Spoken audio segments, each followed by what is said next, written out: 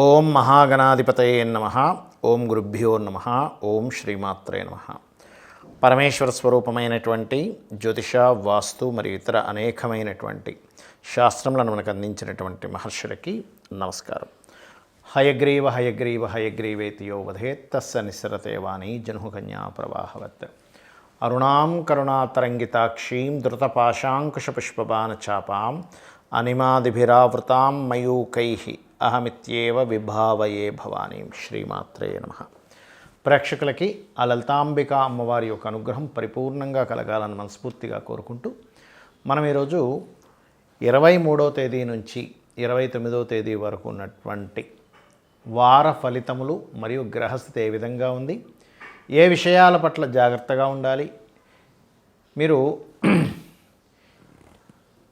ఏ దేవతా ఆరాధన చేసుకోవాలి, ఏ విషయంలో బాగుంటుంది అనేటువంటి అంశాలు చెప్తుంది నేనైనప్పటికీ కూడా చెప్పిస్తుంది సాక్షాత్ లలిత అమ్మవారిగా భావిస్తూ ఒక్కొక్క లగ్నం నుంచి తెలుసుకుందాం. లగ్నం తెలియని వారు రాశిని చూసుకోవచ్చు. అయితే ముందుగా గ్రహస్థితి కనుక చూసుకున్నట్లయితే రాహు, బుధుడు, శుక్ర, రవి మీనంలో ఉన్నాడు. ఈ శని కూడా 29వ తేదీ కల్లా చేరుకుంటాడు. చంద్రుడు కూడా చేరుకుంటాడు. అంటే 29వ తేదీకి షష్టగ్రహ కూటమి ఏర్పడుతుంది. అదేవిధంగా వృషభంలో గురువు, మిథునంలోకి కుజుడు, కన్యారాశిలో కేతువు యొక్క సంచారము, కుంభంలో శని ఉన్నాడు ప్రజెంట్. ఈ గ్రహస్థితిని అనుసరించి ఎవరికి ఏ విధంగా ఉంది అనే విషయాలు మనం తెలుసుకుందాం. మీనలగ్నము, మీనరాశి. మీనం వారికి కనుక చూసుకున్నట్లయితే రాశిలో అధిక గ్రహాల యొక్క సంచారం. ఈ రాశిలో అధిక గ్రహాలు ఉండడం వల్ల ఏమవుతుంటుందంటే కాస్త మీకు ఈ గ్రోత్ ఏదైతే ఉంటుందో, ఈ ఫైనాన్షియల్గా ఏదైతే ఉంటుందో, ఇది కొంచెం అంటే రకరకాల మార్గాల్లో మీరు ఎక్స్పాండ్ అయ్యేటువంటి పనిలో ఓవర్ స్ట్రెస్ అవుతూ ఉంటారు. అధిక గ్రహాలు 29వ తేదీ కల్లా వస్తున్నాయి కాబట్టి. కాకపోతే 12లో ఉండేటువంటి శని జన్మంలోకి వస్తున్నాడు. కాస్త బద్ధకము, సరే తర్వాత చేద్దామని పోస్ట్ పోన్ చేయడం ఇటువంటివి కూడా కాస్త ఎక్కువగా కనబడుతున్నాయి.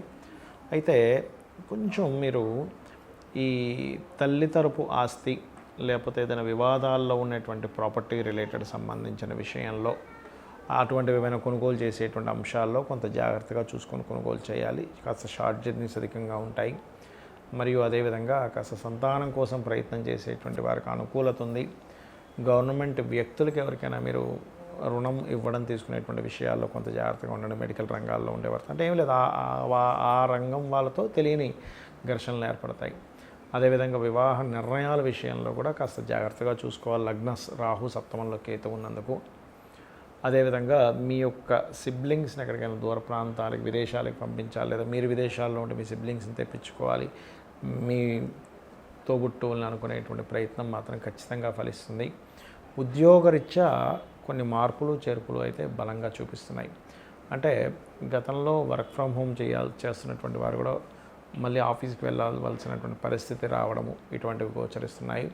కాకపోతే వ్యాపార రంగాల్లో ఉండేటువంటి వారికి కొంచెం గతంతో పోల్చుకున్నట్లయితే ఈ వారం కాస్త బాగుంటుంది. కాకపోతే 27, 28 తేదీలు ఏదైనా ఇన్వెస్ట్మెంట్స్ చేసే విషయంలోని, లేకపోతే కొంతమంది బ్రోకర్స్ని నమ్మి విదేశాలకు వెళ్ళాలనే దాన్ని వాళ్ళకి మనీ కట్టి చూస్తూ ఉంటారు. అటువంటి విషయాల్లోనే కాస్త జాగ్రత్తగా ఉండండి. ఇక మీరు చేయవలసినటువంటి దేవతారాధన గౌరీదేవి యొక్క అష్టోత్తరాలు చేసుకోండి. అన్ని విధాలా బాగుంటుంది. చాలామందికి ఈ సంవత్సరం నుంచి అయినా సరే నా జీవితం మారాలి, ఒక్కోసారి కొత్త సంవత్సరం ఉగాది నుంచి మారాలి, ఇక్కడి నుంచి మారుతుందేమో అని ఒక ఆశతో ఉంటారు. లేదా ఆంగ్ల సంవత్సరం 2025 వచ్చింది, ఇప్పటి నుంచి ఏమైనా మారుతుందా, 2026 వచ్చింది, ఇక్కడి నుంచి ఏమైనా మారుతుందా అంటూ ఉంటారు. మరి సంవత్సరం మారగానే అసలు ఎందుకు మారాలి, ఇది మనం అర్థం చేసుకోవాలి. ఎప్పుడైనా సరే మేజర్ ప్లానెట్స్ అయినటువంటి గ్రహాలు మారితే అప్పుడు కొంత పరిస్థితుల్లో మార్పు వస్తుంది, కాలం మారినట్టుగా. ఇంకోటి వాటికంటే ముఖ్యంగా మన దినచర్యలో ఆలోచన విధానము, మనం చేసేటువంటి దేవతా ఆరాధన, మనం తీసుకునే నిర్ణయాలు, మనం కష్టపడేటువంటి విధానము మారితే ఆటోమేటిక్గా మారుతుంది. అయితే ఇవన్నీ మారాలంటే కూడా మన గ్రహస్థితి అనుకరించాలి. అంటే ఆ గ్రహస్థితి కనుక మీకు అనుకూలించకపోతే మీరు ఎంత ప్రయత్నం చేస్తున్నా ముందుకు వెళ్ళలేకపోతుంటారు. ఎందుకంటే చాలామంది తెలివైన వాళ్ళు ఉంటారండి భూమి మీద, చాలా తెలివి, చాలా టాలెంటెడ్ కూడా ఉంటారు. కానీ వాళ్ళకి ఎందుకో కలిసి రాదు. ఎందుకు కలిసి రాదు అంటే పూర్వజన్మ కర్మ.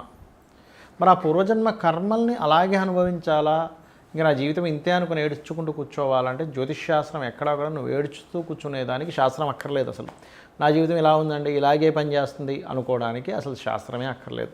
ఇప్పుడు మెడికల్ ఉంది, మెడికల్లో అలాగా మీకు ఏదో ప్రాబ్లం వచ్చింది, డాక్టర్ గారి దగ్గరికి వెళ్తే ఏం చేస్తారు, బాబు నువ్వు ఈ టాబ్లెట్స్ వాడు, ఈ కోర్స్ చేయి, నీకు తగ్గుతుంది అంటాడు. రోగం తగ్గుతుంది మనకి కదా. కాకపోతే కొన్ని రోగాలేమో వారం రోజుల్లో 3 రోజులు తగ్గితే, కొన్ని 6 నెలలు 3 నెలలు లాంగ్ టర్మ్ ఉంటాయి. అది రకరకాల హోమియోపతి కావచ్చు, ఆయుర్వేదం కావచ్చు, అలోపతి కావచ్చు. అలాగే మన దినచర్యలో మనం తీసుకునేటువంటి ఆహార వ్యవహారాలు, ఎక్సర్సైజెస్ చేయడం వల్ల కూడా అనారోగ్యానికి దూరం ఎలా అయితే అవుతామో, ఆరోగ్యంగా ఎలా ఉంటామో, మనం నిత్యము చేసేటువంటి కొన్ని వాటి వల్ల మీకు గ్రహస్థితులు మారుతున్నా, ఒక బ్యాడ్ కాంబినేషన్స్ ఒకటి వచ్చినా, లేకపోతే మీరు ఎక్కడా కూడా ఇబ్బంది పడకుండా ఉండడానికి కొన్ని చేసుకుంటూ ఉండాలి. అప్పుడు ఖచ్చితంగా ఇంకా అందులో డౌట్ లేదు, ఆ వ్యక్తి ఎక్కడ కూడా ఇబ్బంది పడకుండా ఉంటాడు. అదేంటో చెప్తాను ఇవాళ మీకు నేను.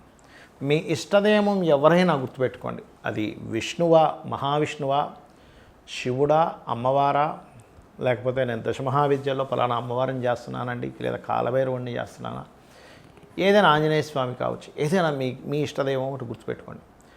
మా ఇష్టదైవం ఎవరో నాకు తెలియట్లేదు, నేను ఎవరిని పూజించాలో అర్థం కావట్లేదు అన్నప్పుడు లగ్నం నుంచి పంచమ స్థానంలో ఏ గ్రహాలు ఉన్నాయి అంటే, ఉదాహరణకి మేష లగ్నం అనుకోండి, పంచమం రవి అవుతుంది.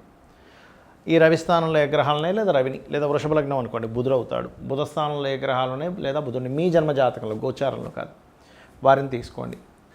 మీకు ఇష్టదైవం అంటే ఇష్టదైవం, లేదంటే ఆ దేవత ఆరాధన చేస్తే ఏమవుతుందంటే, ఫస్ట్ మీకు ఇక్కడ ఏదైతే జీవితంలో అడ్డుపడుతున్నాయో, మీ జీవితంలో ముందుకు వెళ్ళనివ్వకుండా ఆ అడ్డుపడుతున్నటువంటి విషయాలు ముందు ఆ కర్మ అనేటువంటి దగ్ధం అవుతుంది ఉపాసన వల్ల.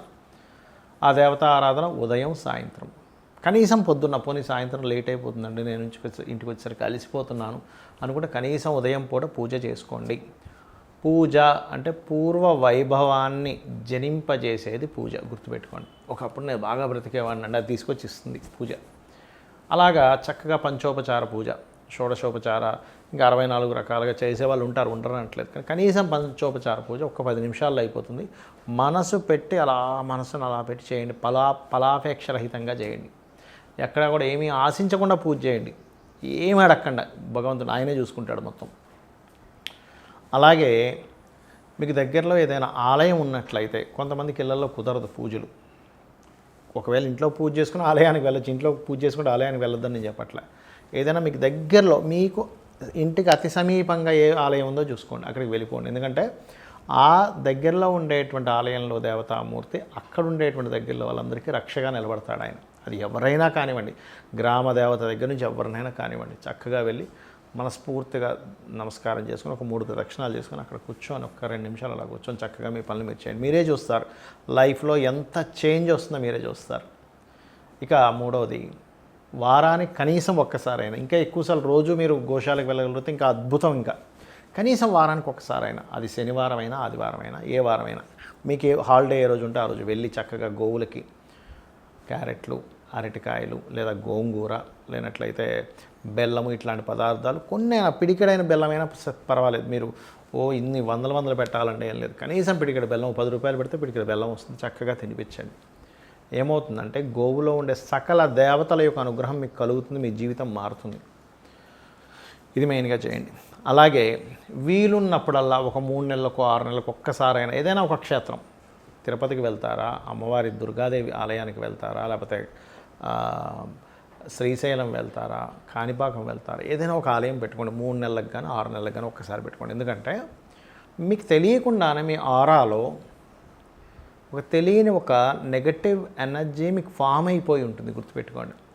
ఆ ఫామ్ అయినటువంటి నెగటివ్ ఎనర్జీ ఏదైతే ఉందో అది మీరు ఎప్పుడైతే క్షేత్రాలకు వెళ్తారో అక్కడ సిద్ధ పురుషులు, మహర్షులు వీళ్ళందరూ ఉంటారు, వాళ్ళ యొక్క బ్లెస్సింగ్స్, వాళ్ళ యొక్క ఎనర్జీస్, ఆ క్షేత్రం మహిమ మీ నెగటివ్ ఎనర్జీని తీసేస్తుంది, గుర్తుపెట్టుకోండి. ఇవి పాటించండి. దీంతోపాటు పశువులకి, పక్షులకి, అంటే కనీసం ఇప్పుడు శాస్త్రాల్లో ఏంటంటే పక్షులకి నీరు పెట్టినా కూడా పితృదేవతల అనుగ్రహం కలుగుతుందట. అలాగే అమావాస్య నాడు మీ పితృదేవతల కోసమని స్వయం పాకం ఇవ్వడం, కాస్త పౌర్ణమికి చంద్రుడిని చూస్తూ లలిత చదువుకోవడం, వీలైతే రోజు ఉదయం సాయంత్రం ఒక్కసారైనా లలిత సహస్రనామాలు వినడం, వాటి యొక్క అర్థాలు వినడం, అర్థం తెలుసుకుంటూ విశ్వంలో ఉన్నటువంటి అమ్మవారి యొక్క శక్తి ఏ రకంగా ఉందో మీరు అర్థం చేసుకోవడం, ఇవి మెయిన్గా చేయండి. దీనివల్ల ఏమవుతుందంటే మీకు తెలియకుండానే ఒక జర్నీ, అంటే మీరు పశుపక్షాదులతోని మీ రెగ్యులర్గా ఉండేటువంటి దీంతోని కనెక్ట్ అవుతారు బాగా. ఇందులో చాలామంది అడుగుతారు ఏమంటే నిత్యం పూజ చేస్తే నాన్ వెజిటేరియన్ తినకూడదేమో, ఇలాంటివి ఏమీ లేవు, గుర్తుపెట్టుకోండి. మీ ఉపాధి బట్టి మీకున్నటువంటి దీన్ని బట్టి ఏమీ కాదు చక్కగా. కాకపోతే ఆదివారాలు మాత్రం తినకండి దయచేసి. బుధవారం హ్యాపీగా తినొచ్చు, ఏం కాదు. అయితే ఇప్పుడు పౌరహిత్యంలో ఉంటారు, మంత్రాలు లేనట్లయితే పూజలు అవి చేస్తారు, వాళ్ళు మాత్రం ఎట్టి పరిస్థితుల్లో వాటిని ముట్టుకోకూడదు. ఒక్కొక్క ఉపాధి బట్టి, ఇప్పుడు క్షత్రియులు ఉన్నారు ఉదాహరణకి, వాళ్ళు నాన్ వెజిటేరియన్ తినాలి, ఎందుకంటే వాళ్ళకి బలం కావాలి. అట్లాగే మీరు గనక ఏమంటే నాకు సకల జీవుల మీద నాకు ఒక రకమైన దయాగుణం ఉంది, నేను వాటిని చంపడం ఏమిటనే భావన కలిగి మానేయడం వేరు, బలవంతంగా మానేయడం వేరు. అమ్మో ఇదేదో అంటున్నారు, అదేమైపోతుందంటే మీరు తినకపోయినా కూడా అయ్యో నేను తినట్లేదే అనేటువంటిది తినడం కంటే ఎక్కువ దోషాన్ని తెచ్చిపెడుతుంది. కాబట్టి మీరు దాన్ని అర్థం చేసుకొని మానేయడం వేరు. వీటన్నిటికంటే ముఖ్యమేంటంటే ఒక ప్రాణిని నేను చంపుకొని తింటున్నాను అనేటువంటి దానికంటే కూడా ఎక్కువ దోషం ఎక్కడ వస్తుందంటే మనుషుల్లోనే మనం ఉంటూ మనుషుల్ని కొంతమంది చూడండి హింసిస్తూ ఉంటారు ప్రతి క్షణం మాటలతోని చేతలతోని. ఇంట్లో ఉండే జీవిత భాగస్వామిని కావచ్చు, ఫ్రెండ్స్ని కావచ్చు, రిలేషన్స్ని కావచ్చు, రకరకాల కుట్రలు కుతంత్రాలు చేస్తుంటారు. అది అన్నిటికంటే ఇంకా పెద్ద దోషం. గాసిప్స్ చెప్పుకోవడం, గాసిప్స్ ద్వారా దారిద్ర్యం పెరుగుతుందని చెప్తుంది శాస్త్రం. అంటే లేని దాన్ని సృష్టించి నలుగురికి చెప్పడం. వీటన్నిటికీ తెలియని వాళ్ళు చేస్తుంటారు, చాలామంది జ్ఞానులు ఉంటారు అటువంటివి చేయరు చాలామంది. కానీ తెలియని వారు అటువంటివి చేసేటువంటి వారు వాటిని ఫస్ట్ ఆపుకోవాలి, ఎందుకంటే దాని ద్వారానే దారిద్ర్యం పెరుగుతుంది, గుర్తుపెట్టుకోండి. శ్రీమాత్రే నమః.